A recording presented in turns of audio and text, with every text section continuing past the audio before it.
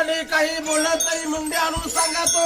वय झालं लग्न होत नाही तुम्ही सांगावं धंद्याबद्दल जॉब बद्दल कामाबद्दल वैशितो या ताईला संतती होत नाही तुम्ही सांगा तो ज्याला जॉब लागत नाही तुम्ही सांगा तो अरे नंदी बाबा चहा घ्यायला आला इथं चहा घ्यायला आला का अरे चहा घ्यायला आला दूध घ्यायला आला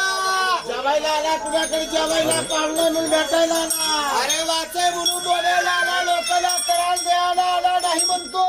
भूक लागली तुला बाजरी खायला आला एक गहू खायला आला तांदूळ पोळी खायला आला का रे